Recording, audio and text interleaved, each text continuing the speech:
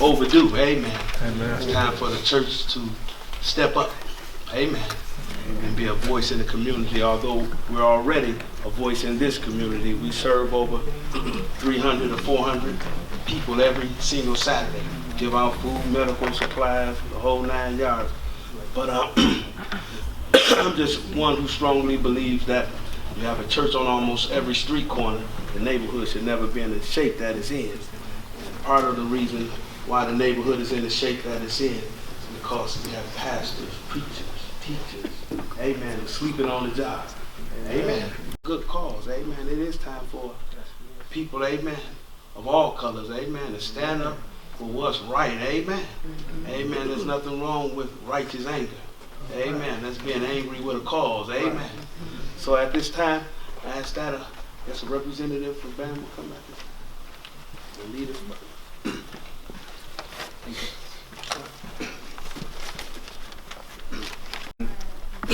My name is Kate Stenbeck. And we're with the Coalition to Defend Affirmative Action and Integration and Immigrant Rights and Fight for Equality by any means necessary, for short, BAM. And we want to thank everybody here for coming today to this event, and especially Pastor Burns for allowing us the opportunity to welcome us into the New Mission Baptist Missionary Church. I think it's really important to have this kind of like independent spaces for the community when there is, when we're in a period where there's increasingly less and less, opportunities for people, especially here in the city of Detroit, where the democratic rights of the people of Detroit are being taken away, to have spaces where you can express, voice your opinion. But more than anything, we're here today because we want to fight for justice for Kevin Matthews and demand the jailing of the racist killer cop who murdered him. And we want this tribunal to be a couple of things. We first of all, we want this, and a very important one, we want this tribunal to be an opportunity to speak the truth of who Kevin really was. We've heard a lot in the news, in the media, everything from the standpoint of the police, starting from putting Kevin publicly on trial, when in reality, who should be on trial is the racist police officer who murdered him on that day. And we want tonight to do that, to use this opportunity to put the Dearborn police on trial, because we know that there's no justice that can come out from one Detroit Police Department investigating another Dearborn Police Department. That just means a cover-up, and that just means making sure that the racist police who did this murder gets away with doing it. Mm-hmm. Second, we want to try our best as well to have this tribunal be as well, paint a clear picture of what happened on December 23rd. We want to hear both from witnesses, but also, we're going to have statements of, some of our BAM organizers that have been doing the day in, day out, talking to people in the neighborhood this last couple of weeks, doing what we know is the only way to get real justice, which is to have an independent investigation from the community, and also talk about how is it that that the Dearborn police not only committed this murder, but also started the cover-up on December 23rd, and how are continuing to do it to this day. Mm-hmm. And thirdly, and I think this might be the most important one as well, we want to make it clear that the only way to win justice for Kevin Matthews has to be completely tied up to the fight to win justice and restore the basic democratic rights of the people of Detroit, to building a new civil rights movement inspired in the actions of the old civil rights movement of led by Martin Luther King, through mass militant actions of oppressed people. BAM, it's a national civil rights and immigrant rights organization that we see ourselves, as part of building a new civil rights movement inspired on those actions. And we think that, that we are living in a period of time that that this is the closest in history that we have a real opportunity to build a new civil rights movement since the old civil rights movement, when there's people making a decision to refusing to accept second-class treatment anymore across the country, when we have Ferguson and Baltimore that have opened a completely different period, a new period of struggle in our country. And we want to make sure that Detroit is not the exception, that Detroit, it's also about time for Detroiters to stand up and demand their basic democratic rights. And I just want to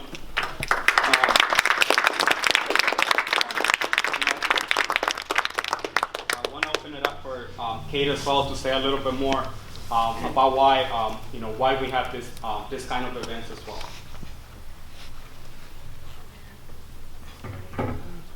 Hi, I just wanted to say just shortly, I think everything that we've been hearing about this neighborhood on the border of Dearborn, the more, like we've been saying for a long time as BAN, that we need to build a new civil rights movement to defeat the new Jim Crow.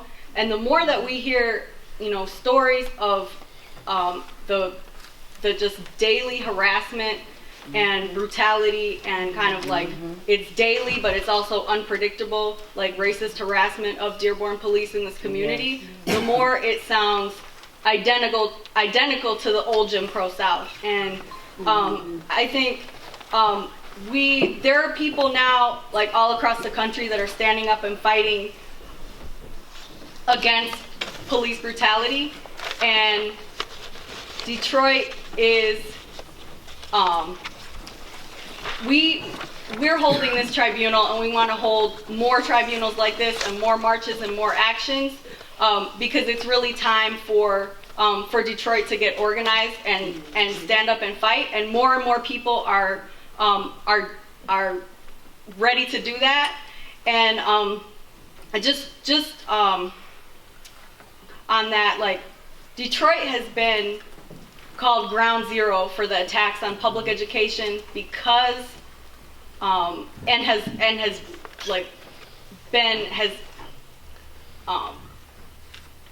Take time. Yeah, sorry, thanks. I'm like not really a public speaker. So. Detroit has been the target of a lot of racist attacks on the schools, but on the city. And that is because Detroit has been a real center of black political power. And so in order to try to break that power, two things have, there have been two ways of doing that. One, taking away the democratic rights to elect a school board, to elect a city council that has any power. And two, to increase police repression, police brutality. And so we have felt like both of those things, and it's not that, like I know people have seen that we've been circulating this petition to restore the democratic rights of the people of Detroit, and it's not that we think that, when we had an elected school board that, the people on the school board were necessarily, fighting for public education and fighting for the people of Detroit, but at the same time, what that gave us was the opportunity to have gatherings of people go and raise hell and, protest and, maybe shut down the meeting and have our own meeting. And that was too dangerous for the people who are trying to really, impose a new Jim Crow regime on Detroit. And so we want to have these tribunals because, they're trying to break down the political power of the people of Detroit. We're building that up. And this is one way of doing that, that we have these tribunals not just to like talk about what's going on, but to make a plan of action. And so that's what we want to start doing today. And so we want to make Detroit ground zero for building a new civil rights movement. And I think we can do that. And I know people have probably seen on the news, and we'll hear a little bit more later about, Detroit teachers have been shutting down schools every day. There's been like rolling strike actions, and we'll hear from Nicole, who's a teacher, and Markeith and other students, who've been organizing that. And, teachers are really gearing up for a strike. And we know, like, if teachers are doing that, that means that, that a lot of other people are thinking that it's time to fight. And most importantly, what that means is that that opens an opportunity for students to be taking action alongside the teachers, and so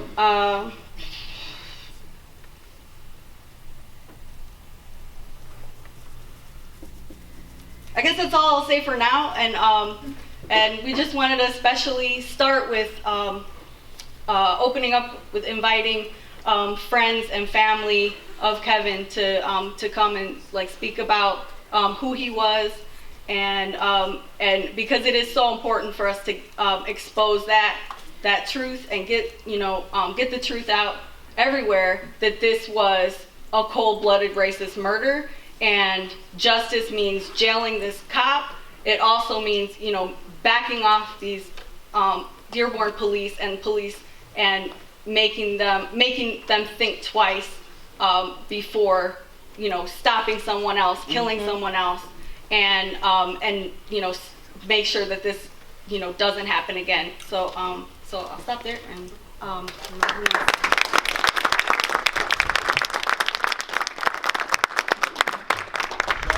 Just say really quick, just before I start inviting people, that a little bit of what we know that happened on that day, that on December 23rd, 2 days before Christmas, and this is something that we've been putting out in the neighborhood as well.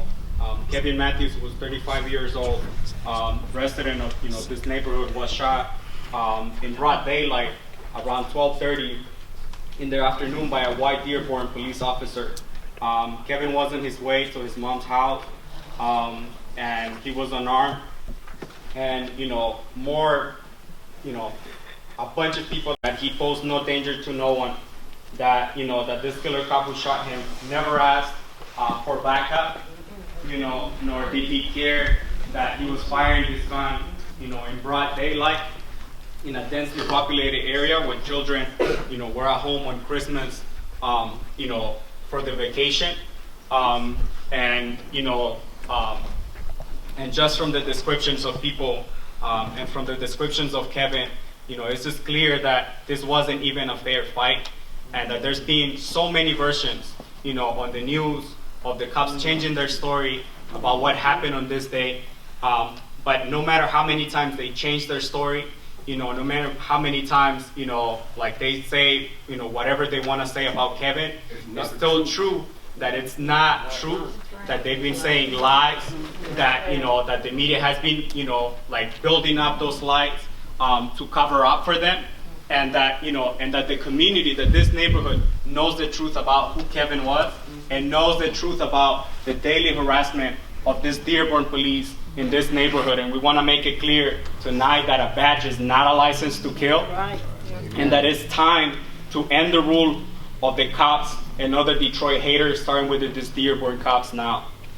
So I just want to invite, first of all, Leonard Butler to come up and say some words as well about Kevin.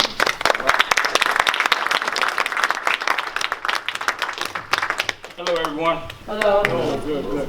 I just want to say, we're hearing a lot of different stories, what I'm saying, but my nephew, from a child to coming up, he was basically, he wasn't no thug, no gangster, nothing like that. He just liked to have fun. He wasn't no guy to carry guns. He wasn't no guy to play with knives. He wasn't even a person that really fight. So for me to hear that he was killed by a cop, it hurt it even more from a person that was really supposed to be protecting him. Mm-hmm. So that day plays back in my head millions of times, every day, no sleep, just driving, going to work, and they just keep rewinding. Yeah. How did that happen? Yeah. And I can't figure it out, but I can point it because I knew who he was. Mm-hmm. And I knew he would never disrespect the police. Mm-hmm. You know what I mean? we all talk, you know, this and that, but as far as grabbing a gun and making a struggle, you know, I keep hearing that in every cop line. If you listen to the news and you listen to every city and state around, the cop always say they tried to grab my gun. Yes, right. You know, just like the little girl that got murdered with the grandmother. If y'all remember that case, he said the grandma tried to grab the automatic. Yeah. You know, this is automatic. This got multiple rounds coming out of it. Who grandma gonna go for an automatic gun or go for a gun, period? You know what I mean? So that's just, you know, you can make a song about it. If you go back and pull up every murder that had on public life or any individual, it'll sound like a broken record. And it'll say, oh, you tried to grab my gun, you tried to grab my gun, you tried to grab my gun. You will hear that repeatedly over and over again. But for the record, this shouldn't have never happened to my nephew in a million years. And that day keeps playing back. He ran for his life. Evidently, when that cop pulled up on Saturn and they was walking, they was talking to each other. Whatever that cop said to him that day, Made him run. he bailed. He made him run. He feared for his life. Sure did. And Yep. you look at it like this whole story ain't coming out. He was beat, Yep. then he was shot. Yep. You know what I mean? He was shot multiple times. I think he was shot like 8 times in 6 seconds. Yep. You know, but my thing, it's a cover up right now. We all know it is because of the fact that they ain't releasing no information. How long do it take for Dearborn police, or it ain't even them? You look at the Detroit police. I think he actually made it back to Detroit side was a good thing, because I think Dearborn would have basically just hid his body somewhere. Yep. That's just how I feel. They would have covered it up like it was something else. Yep. But he made it back to the Detroit side, and he was murdered on the Detroit side, so they brought in Detroit to investigate it. So when you look at the whole picture, in his last moments, whatever the rage of the cop was, it was a personal rage. And it just didn't have to be the rage from my nephew, but it was the rage of whatever was happening with that cop that day. And that transpired to him killing my nephew. So I just want to say that he was a loving person, fun person, family-oriented person. You know what I mean? And I think this particular cop knew of him always walking to the store. He only had like a few things that he do all day. Yes, he did. He'll walk from here to the east side Yes, because he don't got no car. Right. But he'll walk to go and see friends, girlfriends, or whatever. Yep. And that was just his trail. His girlfriend stayed on the Dearborn side, and his mama stayed on the Detroit side. So he would travel back and forth in that circle. You know, you hear a lot of stories. You know, every day I listen to 9:50 in the morning when I'm going to work, and I wait for a comment, and I hear comments. A lot of comments upset me, but then I have to grab a hold of myself and keep moving. But for the record, he was family orientated. He loved to work. We done a lot of houses together, remodeling. He was a hard worker, fun person. You know, I don't think that he really was in a situation that he shouldn't have been in. And I don't know. We couldn't save him. His family right here, you're looking at all of us right here, right now. And each and every one of us that day, I wish I was there, and I wish I could have changed that picture. Yep. You know what I mean? Because I never see my nephew again. But that's going to haunt me for a long time. Because right now, I pass the cemetery where he's laying at every day, and I holler out his name. And I'll continue to do that for the rest of my life. You know, and it's really a sad situation for that we have to go through as family. But now that my nephew is buried and he's in a better place now, we have to fight for justice. And we have to actually, these marches and all this make us all come together as a community, because we all know bad and we all know good. And we all know mistakes and we all know what ain't right. You know, we all try to like stay away from it because we don't want to be involved. We stay to ourselves. Like me, I ain't never really come to a lot of marches and all this kind of stuff, but now we're here home, so I got to be a part of it. And we should have been a part of it, but you look at Michael Brown, you look at all the races and the police brutality that's going what's going on around the world. Like, it ain't a color, it ain't nothing like that. It's all of us. We all getting you know, when we drive our cars in the wrong areas, they own us like that. You know what I mean? So it's just an ongoing thing that's in our communities, and how we try to get away from it is we turn our head. And it's still happening to the majority of all of us. But now that this hit home with us, it's like that invites you into what's going on.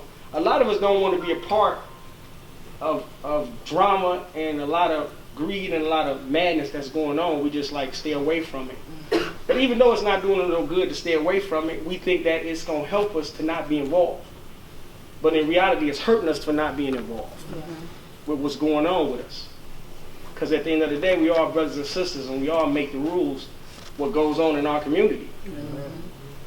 Now, whether we vibe about them, that's up to each and every one of us. We all going to disagree. We all human to disagree.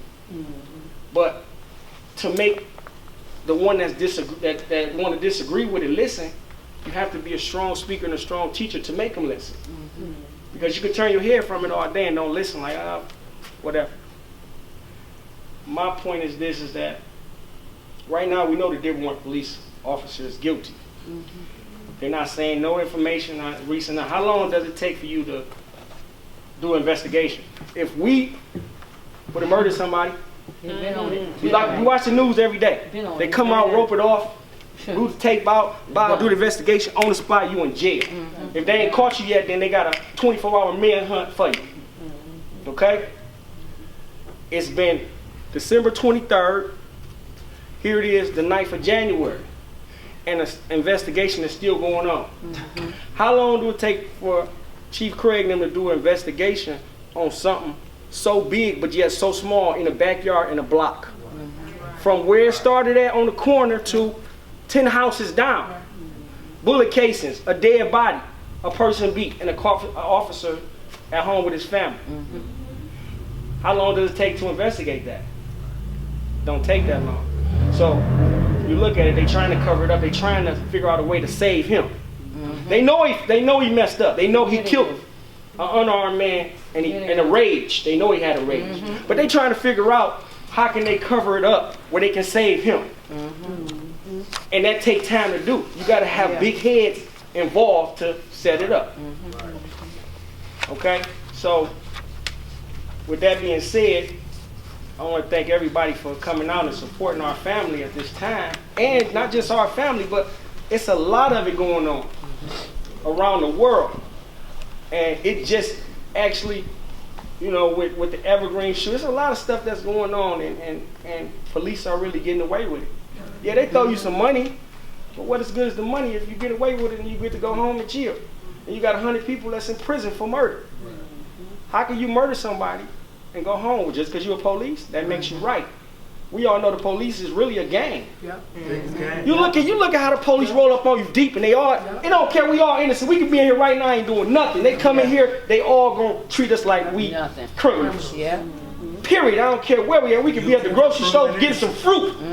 If they come in there and put it on lockdown, sit down, shut up.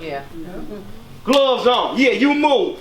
Hey, buddy, what we doing? We ain't done nothing. But they got so much power within each other, just like Sam Riddle said. How can the police police themselves? You can't. It can't even happen. If you my boy, you my brother, bruh, help me out. I'm gonna do what I can. And that's the same thing this officer telling this guy. Can you help me out, Chief? Can you make this? Well, he's telling me, yeah, Tommy, I got you. I'm gonna figure this out. But first, we gotta dig into the young man's Kevin Matthews background and try to bring up all kind of mischief. But you know what? They ain't gonna get it because it ain't there. Now we all know the thugs. We all know the killers. We all know who they is. We in the hood. We know who the ones is. We know the ones who will come holler and the ones who ain't gonna holler. We know them. So if we see them get it, we just look at it like, hey, they was coming for that boy. We know that. But see, they ain't gonna get nothing from Kevin Matthews. They don't get nothing. Nothing You but can hear a lot of good. stories. Oh, he was wanted for robbery. He ain't never robbed nobody. He's like, robbery who? Right. He ain't got no gun. Right. Who he gonna rob? Right. Can't rob nobody. Oh, he stole a Red Bull. Oh, he stole a Red Bull that earlier that day. That was a $2.50 Red Bull, some energy. That's what you gonna get killed for some energy.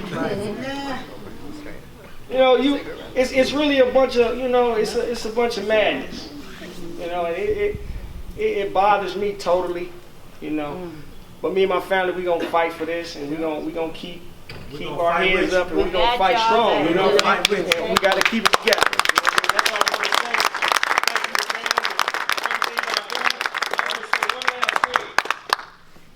say. You know, a lot of things that was going on from the beginning, and the family didn't march with y'all and be under y'all at that moment because of everything that was going on. So we had to air everything out. It wasn't that we was like pushing y'all to the side, because you got a lot of different groups that's fighting for the same thing. You know what I mean? And I wish that you could see all the groups together at once. Then you will have amazing turnout. But at the same time, we still singling it out. AM over here, National over there, LIP over there, all the different groups. I study all the groups, and I look at them all. It's still divided. But see, somebody got to get together and put it all together. So when you come out, every organization come out and march together. Then you will make a bigger statement. You know what I mean? Because right now it starts like this. So the numbers will come out. But you look at every little organization, and you might have someone playing a role in there as like, ain't right.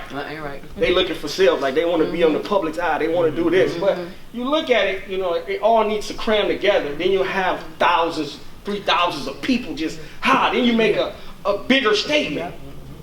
Right now, everything is just like the, let me make one statement and I'm going to get off because I could talk. But the young child that just got murdered, Chanel Berry, that was another one of our family members, but it was on my brother-in-law's side, and that was his niece. And so this is like a tragedy for both ends. You know, it's sad that that happened to a child in that order, but we are connected to that family also, and I just want to let that be known also, that prayers go out to Chanel Berry and her family, and she was buried on her birthday, which was Monday, the 4th of January. And it's just a lot of madness and mischief going on amongst communities. And some people in the community are scared of other people, but ain't nobody really scared of nobody, but people just, like I said, turn their head and don't want to be bothered with the drama. Sometimes you got to be bothered with the drama. If you can't face the drama, then maybe go get somebody who will face it with you. And then that makes you a lot more calmer and a lot more, you're easy to go with. You know what I mean? So a lot of people can't do it by themselves. They're a little nervous, but 5 people is better than one person, then you can get hurt more. So if you are nervous, don't be nervous, or go get us a couple people to make you feel comfortable so that you can say what you got to say. Because 9 times out of 10, the words that you want to speak are those words that the people that us need to hear. If you got to go get you 10 people to stand by you to make you feel comfortable, then that's what you're going to get. And then you speak your piece. Okay? Thank you. It's really great, and I just really agree about how long this investigation, quote unquote, is taking, because it really isn't an investigation. It is a cover-up. And one thing that since we've been organizing in the community, when we came around, we've talked to people like people tell us about their daily harassment of Dearborn police in this neighborhood, but they also tell us since it happened, they haven't been around. They not. You don't have like ghost town, like you haven't seen tumbleweed. them as much, and you're look like a Lone Ranger movie. Yeah, so you're like okay. The reason why they're not around is because they know they messed up. Right. They know they messed up bad. Yeah. But it is also a question, and they want to buy their time. Like they want things to cool down. That's right. They want this quote unquote investigation to last, like as long as it can be, so they can make up the perfect cover-up story that they can release. And they'll do that. They'll do little by little slanders, of course. Like you said, they never talk about who this cop was. They still haven't even said their names. You know, in order for us to like get real justice, you know, like that's one of the things that we also have to be demanding, that they release the name of this police officer, because if we get a name, if we get a picture of this cop, we put it on a flyer, we put it out across the neighborhood, people will recognize that police officer. Right. Because I'm sure this is not the first time that he's done something like this to somebody in this neighborhood. You know, but in order for that, you know, in order for that to happen, you know, there has to be really consistent. You know, there has to be like an ongoing fight. You know, that's why for us, you know, tonight was our 4th march, and this is our first tribunal, and we don't want it to be our last march or our last tribunal. You know, we know that in order to get real justice, to get the real truth of what happened, the name of this cop, to get him in jail, you know, we have to like, you know, continue the marches, you know, continue having these tribunals, so more people feel more confident, you know, to come out. Like you said, you know, some people have some real hesitancy to speak up, you know, in part because they've been directly threatened by the police in the neighborhood. You know, they came right after, you know, the murder happened to like bust them, you know, knock on people's doors, telling people, you know, stay at home, don't come out. You know, for the people that might have seen something, you know, some people have already been called to go to court. They've been subpoenaed to go to court. You know, all those, you know, some are like more subtle, some are more like, you know, straight up, are intimidation tactics that the police do. And the only way to get around those, if we keep building up, if we keep taking action, if we keep building the confidence in people, for people to feel that they can come out. For those who came a little late, again, you know, we're just inviting people, families and friends of Kevin who knew him, to come up and speak. We're going to have more people from the neighborhood talk about their own experiences dealing with the harassment of police, you know, around the neighborhood as well. And so, you know, if you want to come up and say a little bit, you know, about Kevin, or, you know, if you have a story about him, that, you know, feel free to come up as well. And how y'all doing? My name is Ryan Butler. I'm Kevin's cousin. I've been to one of the marches on the 4th. So many people have so many things to say, whether it's positive, negative, or so many. Oh, I'm sorry, I never did public speaking stuff. But you know, I'm a social network fiend. I be on social network looking at stuff, and I just be like, wow, like, how can you say these things about a person you never knew? Like, you don't know what this cop did, or you don't know how his cop was feeling at home, what he went through that morning. You don't know what Kevin was going to do. You don't know nothing. Like, but you have so many comments about things, and it's hurtful. I be wanting to reply, but I be like, you know what? Justice gonna be served. So that's gonna be enough reply. Period. That's all you gotta say. Period. Like, Kevin was smart. I don't care how silly he was, how goofy he was. People say he mentally challenged or got problems or whatever, but he was so intelligent. He could sit there and solve so many problems, whether it's math, science, or whatever. Like, he loved family. Like, he loved to be around family. I saw one of his comments concerning his tattoo on his ass. We all have tattoos. We all do things. We all have, they are called body art. We all do that just for, you know, just for attention, or just, I had piercings everywhere in my face, but that was only for, because I liked it. That made me look cute, you know? It's a fashion design.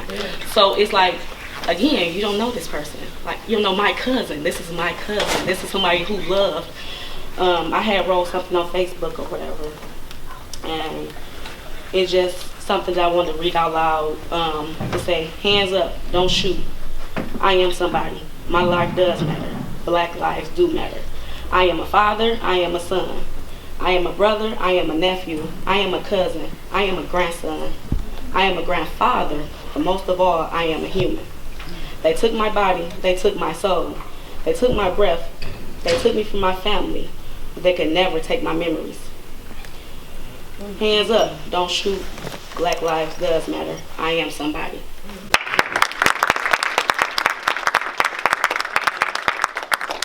Again, when my Uncle Kevin came up and said, like, we thank everybody for coming out, just not today, but every day. Like, I so appreciate the support that we do have on Facebook and the news and everything. Like, we appreciate you all, we appreciate every organization, and we just thank y'all, not just for Kevin, but just for so many things. Like, I'd be in trouble sometimes, and I'd be scared to call the police. because I be wondering, like, when they come, what they gonna do? I got beat up one time, no lie. The cop ran my name. I called you, so why is you running my name? You know, like, I don't get it. Like, but okay, I'm going to jail. That's fine for some tickets, but this man just beat me. You know, like, what do you mean? Like, that's messed up. The society is messed up, and if we all stick together and show them that we are as one, they can't beat us. Can't nobody stop us if we all stick together. Just like you said, you know, the organizations or whatever, it's not too many people here today, but we do appreciate the ones that are here. But if the organizations stick together, if y'all all saying the same thing and all meaning the same thing, then we all divided. We all need to get to be as one.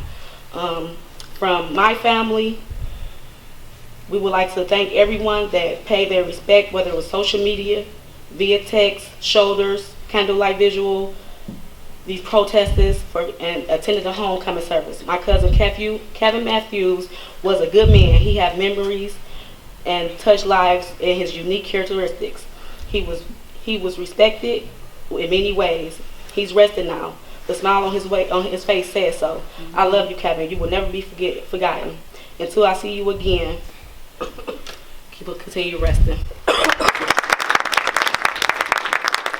Now, Turner to come with this one. Good. First of all, I want to give thanks to God, and I want to thank each and every one of y'all. My brother and my niece, they just about said it all. But I got one thing I want to say. It really puzzles me. When you look at the word justice, it's just what it is. It's just us. We're guilty until proven innocent from the bail. When we walk out our door every day, we don't just got to fight against robbers and this and that. We got to fight against our own police that's supposed to protect us. I'm black. I done been through this a lot. I done been on both sides of the track. But one thing's for sure. It's two sides to every story. And then there's the truth. My nephew couldn't tell his tale. The officer trying to tell his lies of his what he want to put out there. But I want y'all to understand one thing. Even though my nephew's not here, his body told the story. Twice. Not once, twice. And it's still telling the story today. I'm angry as hell. I don't trust the cops. I don't trust nothing they got to say to me. Ain't nothing they can say to me right now. Because for the simple fact, they took something away from me that I can never get back. I love my nephew. He was irritating. He was silly. He'd call me 4 o'clock in the morning. What you doing? Text you 100 times. I'm asleep. Oh, come get me. No. He'll text me 1,000 times. Yep.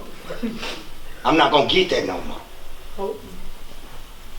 What really's got me angry is this punk cop that took my nephew, get to go home and lay with his wife, play with his children, and walk around here like ain't nothing wrong. We not finna have that. We not finna have that. It's not just about me. It's not just about my nephew. It's about right and wrong. Each and every one of y'all. This just hit my home. What about your home? We've been waiting too long to stand up for something. It's been time to stand up. They ain't just not started this, and they not gonna stop until we stop them. Yeah. But my nephew was that one. You can slap him and he gonna turn the other cheek because he wasn't for the violence. I'm sick of hearing on this news. I'm sick of hearing people drag my nephew's name through the blood, through the mud. He lost his life for nothing. No reason. And you cannot sit here and tell me that when he seen that officer that day, That was his first time seeing that officer. Right. Oh, yeah. That officer done been at my nephew before. Yes, he has. Yep. That day, he set out to kill my nephew. He waited for my nephew. Yep. And he assassinated my nephew. That's right. Now he trying to assassinate his character. You done took his life, what more can you do? We not finna sit down for this. No, we not. It's not finna happen. If it takes my last breath, justice will be served. And I mean that with all my being. Now I sit around and I look at each and every one of y'all face. I appreciate everything y'all doing. I really do. And like I said, together we're strong. Divided we're nothing.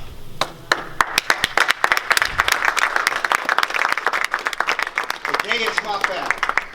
Tomorrow it may be yours. But if we don't come together as one and stand strong, when they come, we come back. They can't kill us all. No. They can't kill us all. But if we keep sitting down and accepting this and turning blind eyes to what they're doing, Pick us off one at a time. it's going to keep going on. This has been going on for over 400, 500, 600 years. Slavery is over. But they still got us trapped. And we don't even know. We trapped within ourselves. Because there's always jealousy and envy against each other. Why? Because the color of our skins, where we live at? Come on, stop it. Let's stand together and make it right.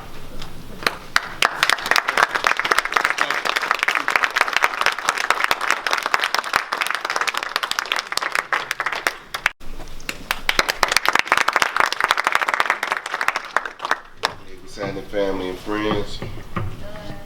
Before I start, I wanted to commend BAM and every other activist group, because to be honest, I'm just real humbled and impressed that this is what you're doing with your life.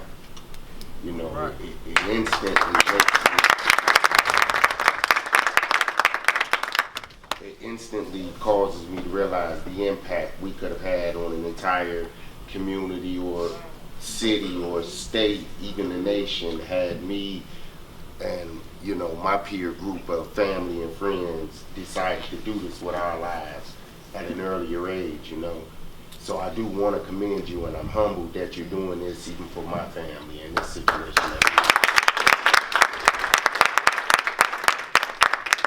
I like to, you know, I'm shocked when I read and hear things about my cousin Kevin being bad. I might not have been the one he threw the ball with the most, but Kevin really looked up to me. I saw him born, you know, young as a kid, and I come back in town and get into his life, and he would call on me for the most to tell me his pressures of what he was dealing with in life. And if I wasn't close by where I could handle it, I would call upon his uncle. Hey, you there, that's your responsibility, you know, make sure guys all right. And that's just testament of the kind of family we have, rather close or distant. You know, we wasn't after each other, or, you know, it's just insulting when you hear that, and you can't even mind the words to figure out, like, how do you say, you know, he's not dangerous, he wasn't a thief or a criminal. But it goes to show how paramount, how important it is that in this hour we have to come together as community, because what feels apparent is that we've made ourselves non-important. So there is very few groups that fight for us, you know. You may, like when we look at Dearborn and what they have, and they feel prestigious, they feel powerful enough to do this to a people that not too many people was fighting for. We've lost our economical voice. You know, we have economics, but no voice with it, because as my cousin, Kevin's uncle, said, you know, we're not together, you know, and it's not just a snap like that, like we just come together, but we have to just begin using our minds. We have to begin realizing that we can trust each other. It's not us killing each other, you know, because here's something, conspiracy theories. When a killing does take place and you get police fast on the scene, okay, we got leads, it was gang violence, this little girl got shot. And I'm like, that's it, that's the end. No, you got leads, you got a rat, a snitch, right? And all he was able to tell you is his gang violence. He wasn't able to tell you who done the gang violence. So it leads me to believe that it's not us. Everything was peaceful in the hood until these mass car just drove by and shoot up a porch and kill kids. And the only voice of the street that talks to the police and say it was gang violence, okay, open and close. No, we have to realize we can't trust each other. We're not really out to get each other. This is all smoke screen. This is all propaganda. Other people are making off with a hell of a time in their towns doing their thing, you know, and it sells because we're believing this hype that we don't like each other. It's black on black crime. We ain't black on black. Because as soon as you put us in a bullpen together, what do? Get to talking law, get to understanding, and get to relating with hip hop, what's going on. We don't go in the bullpen ready to fight each other. No, but that's the hype. That's what they want us to believe we are. We have to just begin speaking to each other again, holding the door open for each other again. We see each other got a handful of knowing who we are. This is exactly who we are, you know, and it's with the issue with the police. Yes, racism plays the role, but that is not our fight. Racism is not our fight. This is a power fight we're fighting. They're using it as racism to keep the community divided. We're not fighting each other in the community on a racist level. We're getting along. We talk to each other, do business with each other. But then when they send the face of racism, they're slaying these kids, it's racism to divide us. No, it ain't racism. It's an agenda. It's a powerful agenda that makes money. We have to understand where our power at, because we are a powerful agenda that makes money. We have to begin aligning money and guiding it into proper directions, and people just don't respect it. And they're gonna have to come to talk to us by rubbing shoulders and not reaching for their weapons. But right now, nobody cares about us because we've allowed ourselves to appear unimportant. I love y'all, I love all of us, and I think we're gonna do it, you know?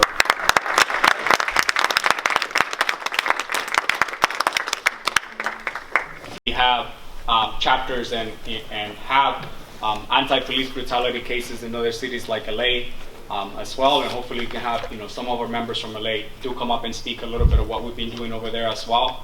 And it is a question of power. You know, this was a racist murder at the end of the day, and they have been trying to play off, you know, a race question thing as well. But as an integrated organization, you know, in BAM, we understand that the only way to, you know, be able to bring real justice, you know, both against police brutality and, you know, like I said at the beginning, also for basic democratic rights at the end of the day, you know, is through an integrated fight of Black and Latino and Arab and Muslim, you know, and white and, like, you know, other races fighting together to build a new civil rights movement as well. Thank you. And so I really like, you know, I guess I want to invite the next person, Theo Ware.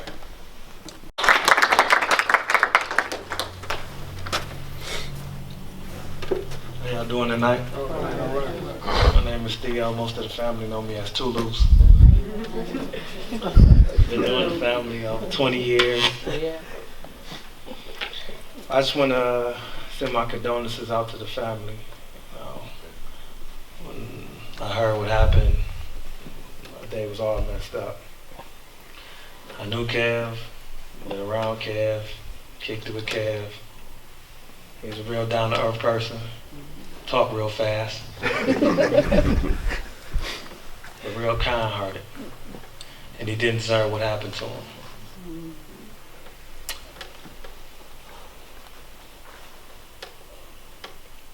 Me, myself, when it comes down to the police, I always give them the business. And that's part of knowing your rights. Yeah. I've been waiting for something like this to happen. Not the death of somebody that I know or care for, but this right here, this spark, this unity, it's overdue. It's way overdue. We should have been coming together and letting them know that we're not going for this. That's what I keep saying back there, it's power in numbers. Oh, yeah. So I've been ready for something like this for a long time. Dearborn, I had my boss with them. Took the case with them all the way up to the little bureau investigation. Same thing with the Detroit police. When they pulled over when I was in my best friend's driveway, Didi, filed a complaint. We think that don't work. Yes, it do. See, when we don't go and file complaints against these officers when they do things like this, see, when it comes out and they look in this record and they say, well, we don't have no complaints against him. Nobody said nothing about him because we think it don't work. No, that goes in these cops' jacket. You know, that follows them. So when they finally do decide to take it to the next level and take someone's life, then they'll see a history of who this person is. So yeah, it do work. And I give them the business every time. But I've been waiting on something like this. So I hope we use this opportunity as a chance to come together and fight.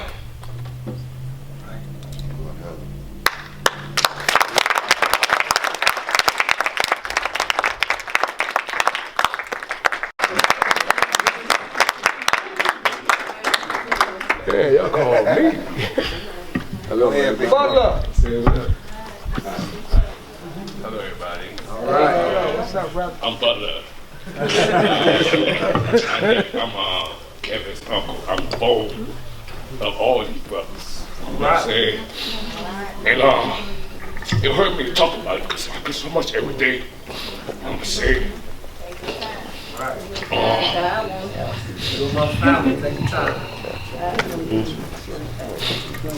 My nephew was a fun person. He more like me. Look like you. And he's fun. Talk like you. And he ain't hurt nobody. Never had, never will. And all he was just getting me the nerves. And but he wasn't worth killing him for. Right. So I feel like he must have gotten caught nerve. He couldn't handle it because he's racist, and he is a black man getting on my nerves. He wanted to take his life for it. It's all right, man. It's all right. Take your time, bro. It wasn't right. I want him to pay for that. He is. But my nephew got on everybody's nerve. But he made you laugh. And you forgive him for it, you know? Because he's forgivable. He ain't never did nothing wrong. Right. Never. In his life. I'm telling you all that because I know the truth. They make my nephew run. They want to hurt him so he ran for his life. And you gonna say that he tried to do something to you? He ain't tried to do nothing to you. No. Like he was running for his life and they still took it. And that was so wrong. What kind of man y'all know that wake up in the morning and want to kill somebody? Want to fall? Excuse me, I'm sorry. Who in the world does this? Only the devil. Thank you. Only the devil. And that man is the devil. It's nothing but the devil. And we gonna make him pay for what he done. I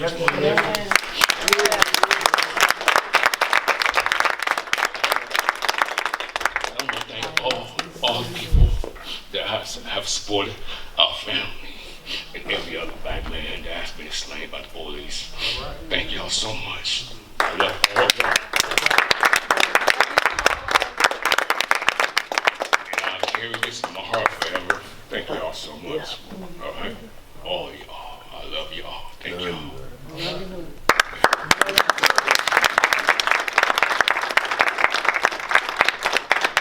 And we know that it's very difficult to come up to events like this in a period of time and speak around this issue.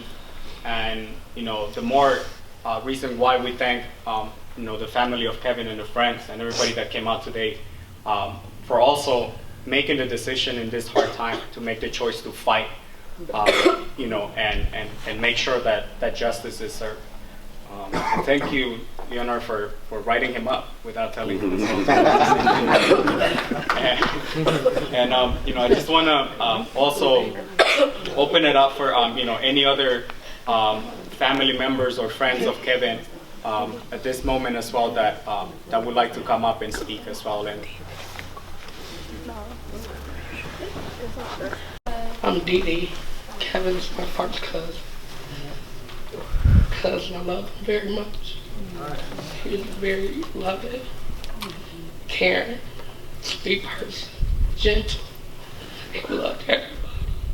My cousin, they deserve to die. So good. I can't sleep at night. I haven't been to sleep since this happened. Every time I go to sleep, I wake up crying. I'm just heartbroken.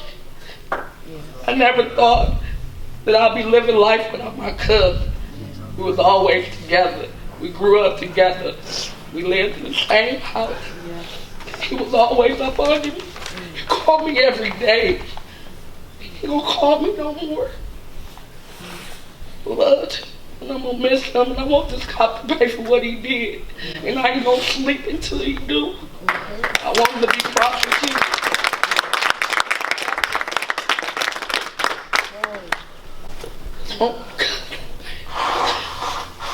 I love him, I miss him, he ain't deserved it. He's so good. They had to threaten my cousin or something for him to run, because he ain't gonna run. He wouldn't run. No. They had to roll down that window, and they had to say something to threaten my cousin.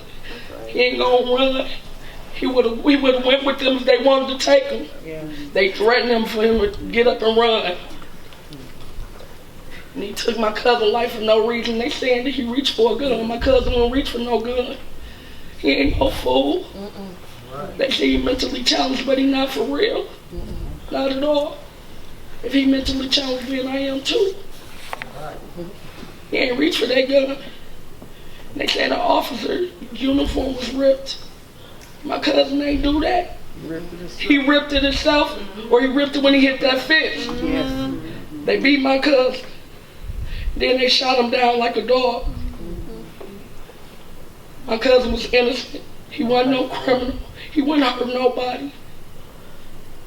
He ain't deserve to die. And I want the officer to pay. He ain't gonna pay. Yes, he is. Appreciate everybody.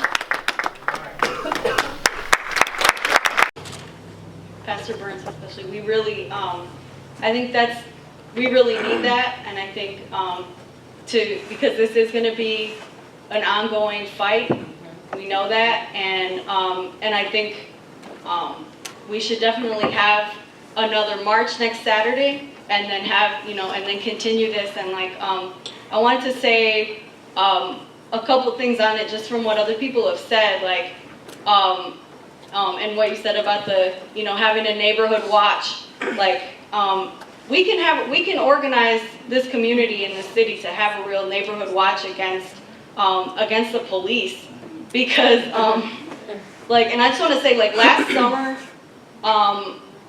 when after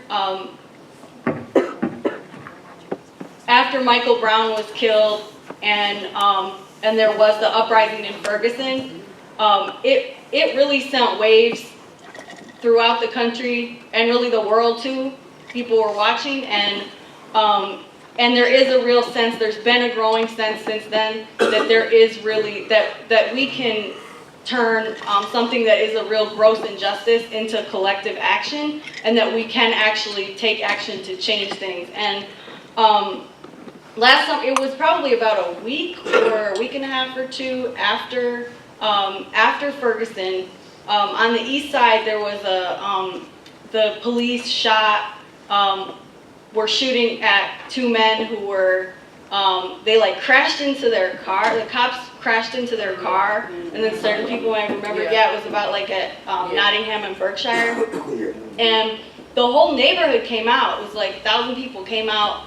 Everybody came out from their houses, and we know like, people get shot like by the police all the time, or get shot in general all the time, and it's not every day that a lot of people, come out. Like a lot of times people are like, okay, I'm gonna stay in the house because they're shooting. But everybody came out, and it was because I think, Ferguson had just happened, and and people were like, okay, we're not just gonna, sit in the house.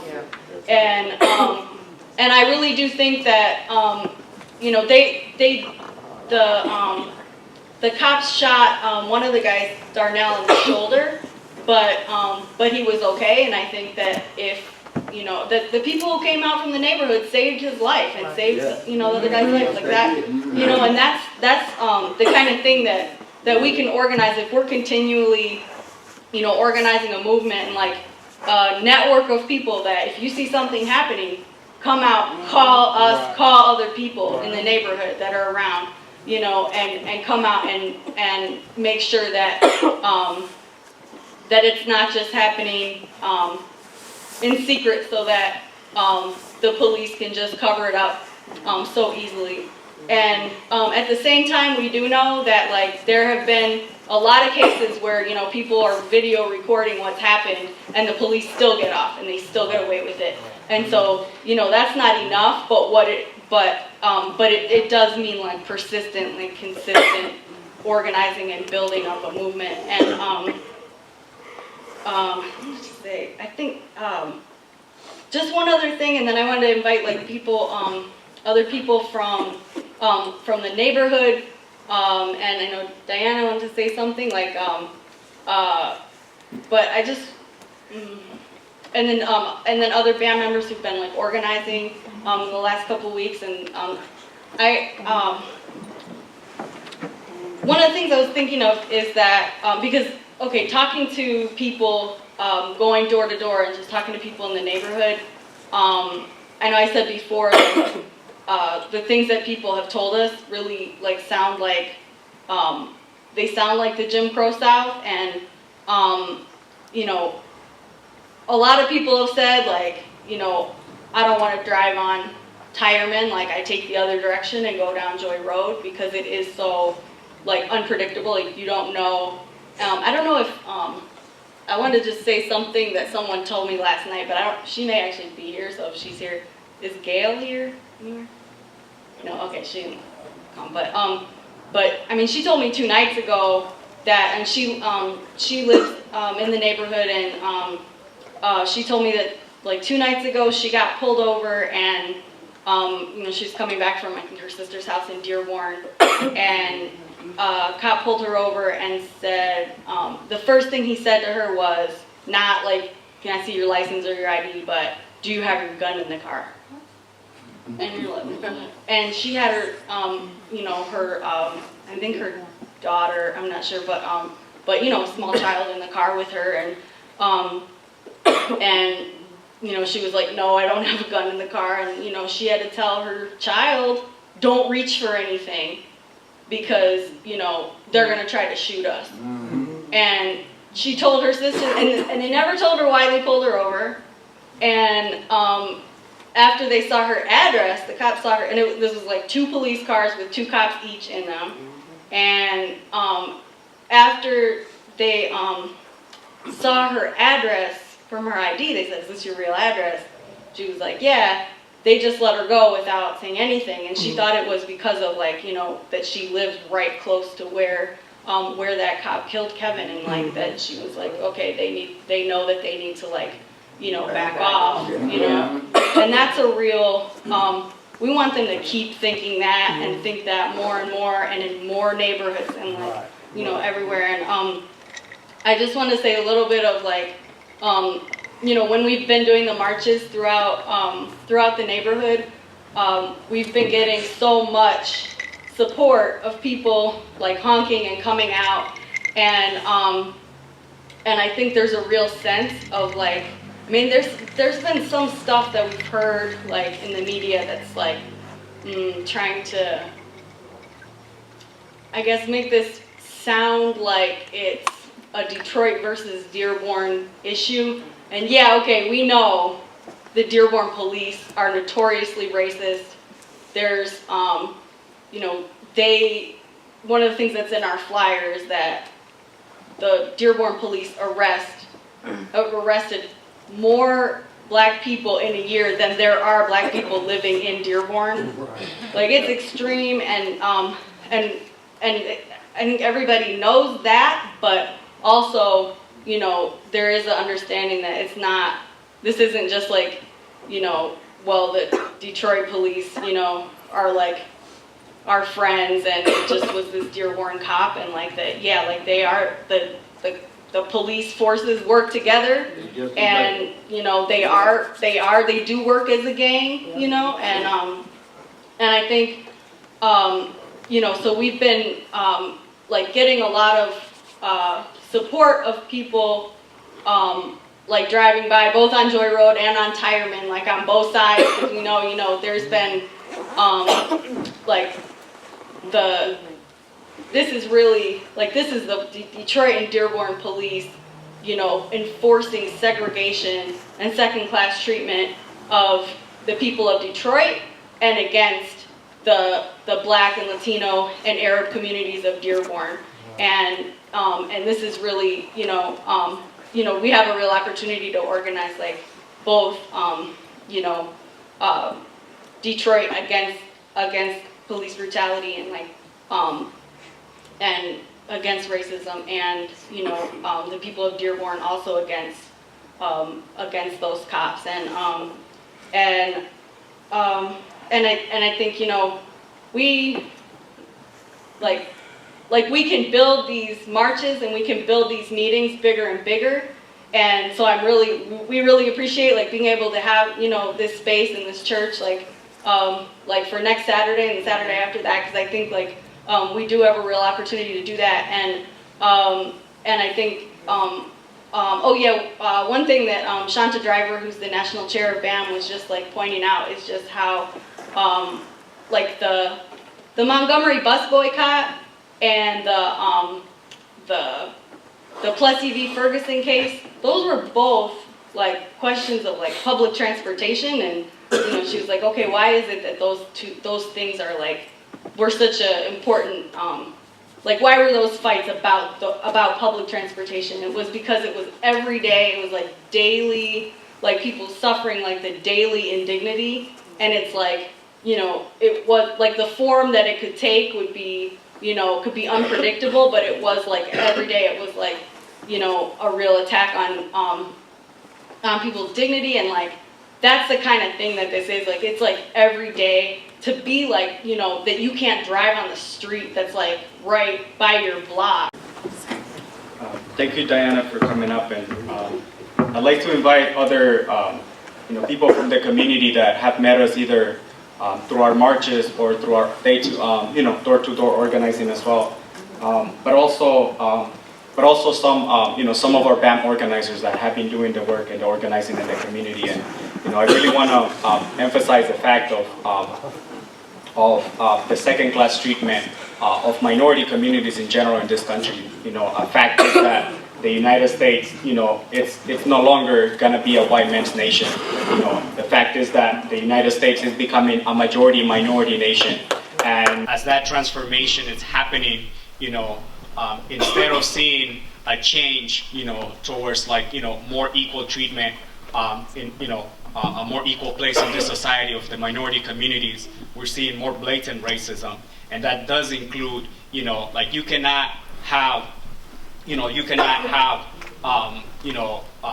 the enforcement of segregation, the enforcement of racism, just simply through making some laws. And that, that goes a long way. And Detroit, is an example of that, of how they've taken away the democratic rights of the people of Detroit. But the way that you enforce that, it is through police repression. It is through police repression, not only of the black community, but also of the Latino community, of the immigrant community. I'm an undocumented immigrant, and the immigrant community in general in this country right now, are being hunted down by, another branch of the police in this country, of immigration enforcement, of ICE, of, officers coming down, knocking on people's doors, lying to people in order to come to their houses to take away, moms and their kids in increasing numbers. And, that is a direct way of, have the growing Latino and immigrant community in this country, including that growing community in Detroit, here in Southwest Detroit and other communities around Michigan, under second-class treatment, to have them living under constant threat of, of deportation, of fear. That is the same way that Dearborn police acts in this community, of harassing, and beating people up, to having people feeling under a constant threat that you can be arrested, that you can be beaten up, or that you can be killed if you don't comply with the second-class treatment that, that the police is trying to enforce in this neighborhood, and in neighborhoods across Detroit and across the country as well. But it is also a fact that, as that transformation is going on, there is also, an increasing level of people wanting to stand up, to fight back, to do the same that people did in the civil rights movement. There wasn't, King didn't become, King wasn't a leader to people, by being a politician, by being a judge, by being in Congress. King was a leader of people by calling people to express their power and to express their dignity in the most clear way in the streets. And that's something that we've been doing here in this neighborhood. Giving an opportunity. We don't just like some people have been saying, we don't just want to blow off steam. We want to express our anger, but we also want to channel our anger into taking action and having some clear demands, to make it clear that we're not just saying a badge is a license, it's not a license to kill. We want this cop jailed, We want this cops to be off harassing people in this neighborhood. We want the schools in Detroit to stay open.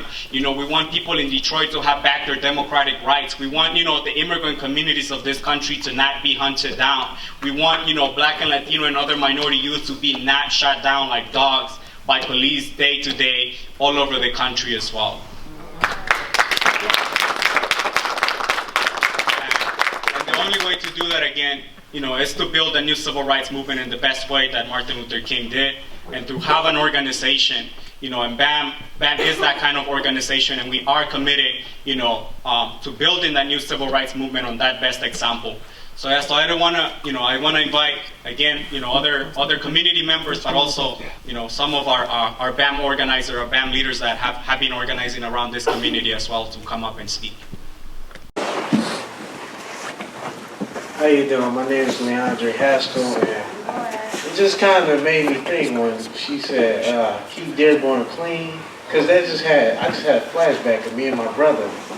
We was just walking right up next to the Metro PCS on Tire Man, Greenfield. And a cop stopped us, just simple stopped us. He said, there was a guy fitting your brother's description. Black male, white t-shirt. That was pretty much it. And he said apparently somebody got robbed for their phone. We took out, empty our pockets. Okay. He didn't give us no trouble, nothing like that. Then we went Majestic, We went a little bit over the Majestic. It was just talking to a bunch of Arabic kids, that we played basketball with or whatever. Now, the same officer came over there. For no reason, we was just there for about 10 to 20 minutes. Same officer. Same exact officer, I can recognize him. I know exactly what he looked like. Came and stopped us and said, oh, we had somebody called about a stolen bike. And you can see we had chains on our bikes and we already had our stuff together. Now, the thing about that was he didn't really bother us anymore about the bikes. It was just a kid riding his scoot. Well, it was like a motorbike, you know, a little tiny motorbike. He was riding it, coming up here to, you know, see what was happening. And the officer, me and my brother just looked because we couldn't believe what the officer had said. The officer said, well, stay out of Dearborn. Just right in front of our face, and we didn't really realize, wait, stay out of Dearborn. And we just looked, and it was like, did he really just say that?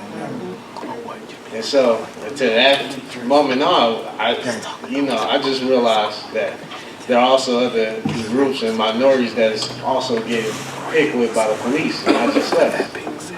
I just want to say I'm glad what y'all doing, and I'm sorry for your loss. I'm sorry for Kevin.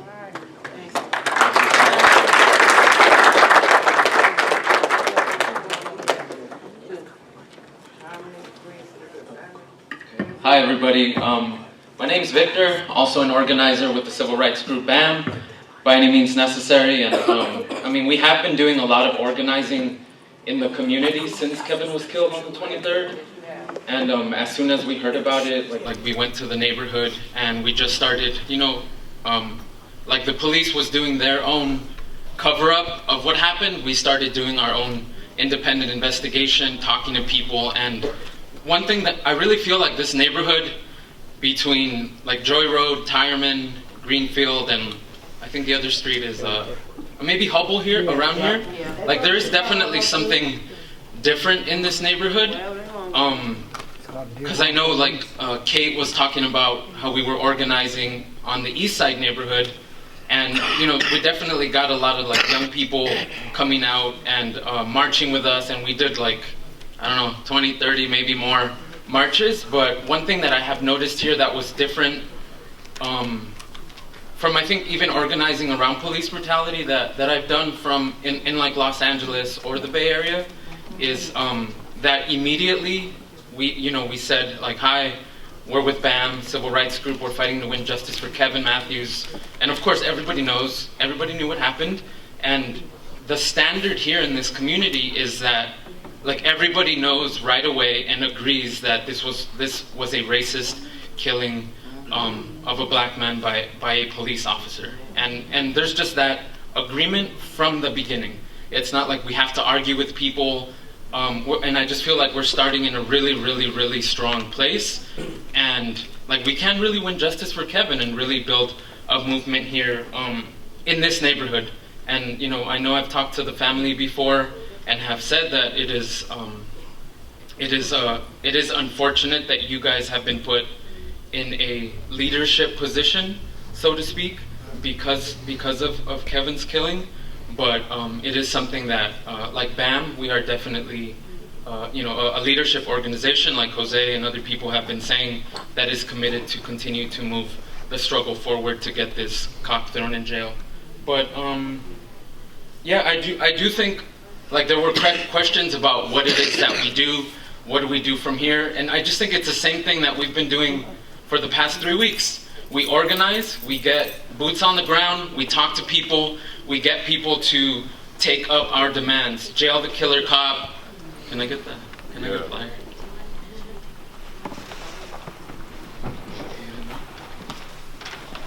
Yeah. Okay, yeah, I mean, you know, if we're putting out the demands, a badge is not a license to kill, jail the killer cop, we reject the policy of cover-up and blaming the victim, restore our real and full democratic rights now, and the rule of cops and other Detroit haters now. If this community and all of Detroit can take up those demands, then when the time comes, I think, like Ferguson and Baltimore, people will take action when they have to, at the right time. And like the people on the East Side community knew that when they heard, you know, some gunshots and they saw the police out there, this is the moment we come out right now, because something is happening and we have to defend ourselves and our community, that we do it. And they did it. And that is because Ferguson set the standard of how you deal with racist police brutality and racist killings of young black and Latino men and women and immigrants with and without papers in this country. And really, Ferguson has really changed the game. Like, it will never, ever, ever be easy for the powers that be to get away with this, but one thing that is really, really important is that our movement have very clear demands, like the ones that we're raising, and a leadership. And I'm just gonna say, BAM is the leadership that is doing that. And you know, I know you guys have said that there are other groups, and you know, leadership is really important. And you know, if we had 1,000 BAM groups, we'd be in every city in America, and China, and the continent of Africa, and Europe, and everywhere. But I think also in terms of what the answer is, one of the most important things is that I think somebody had said, you know, the powers that be, those in power, politicians, whatever, the police have been doing this for a very, very long time, and they know exactly how to get away with it. And what we have to be doing is that at every single step of the routine is we have to put a monkey wrench in that routine. We have to put, you know, our foot in the door, or whatever it is. We have to mess up that routine. And our 4 marches through this neighborhood, our tribunal tonight is a monkey wrench in the cover-up. This is not what they want. They do not want an integrated group of people talking about who Kevin really was and saying that the police are wrong, and not waiting for the police to say that the police are wrong, or waiting for the courts to say that the police are wrong. Like, we are already deciding that the police are wrong, and everybody knows this, and they have known it for the 1,300 racist police killings that happened in 2015.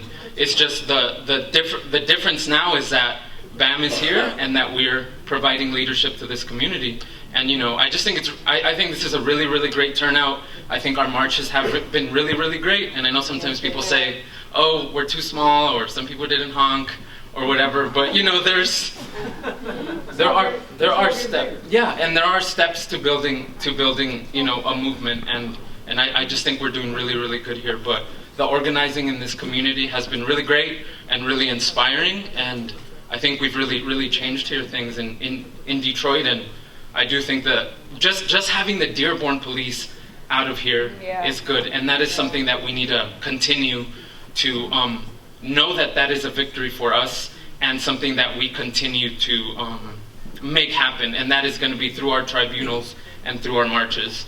But yeah, I guess real quick, one more time, I just want to raise our demands and take a vote on them. So the demands being, a badge is not a license to kill, or hold on. So justice for Kevin Matthews, Black and Latino communities demand, a badge is not a license to kill, jail the killer cop, we reject the policy of cover-up and blaming the victim, Detroiters demand, restore our real and full democratic rights now, and the rule of cops and the other Detroit haters now. So, and just to add to that, also the demand that that we pledge also to do the next march on Saturday, since we're gonna have the tribunal, our next tribunal as well on Saturday. Have the march 4:30. Yeah.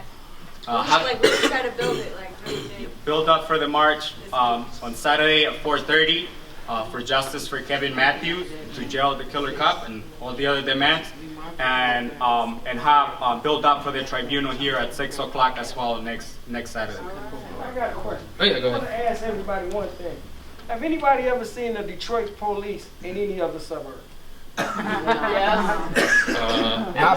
Not posted like them. I mean, you know, like You're right though. That is. You know, like you see Oak Park where they hit the side of You see Ferndale, where they hit us on this side. You see Dearborn, they hit us over here. Have we ever seen Detroit hitting any other city? No. No way. You don't never see that Detroit car over there. They might not even really allow them over there. They might not even want Detroit in none of the suburbs. How about we stop letting Dearborn come to us and let's go to Dearborn? Take this there. I mean, I know people have definitely raised that, and you know, there was a march at the Dearborn. We can stand there and not leave. They can't shoot us off. I don't think anybody's gonna get shot. But I do definitely think it's important to do the marches like in the community, because you know we are the ones who are under attack and we have to defend our city. But yeah, so yeah, all those in favor of these demands, say aye. Okay, it passes. Oh, yeah.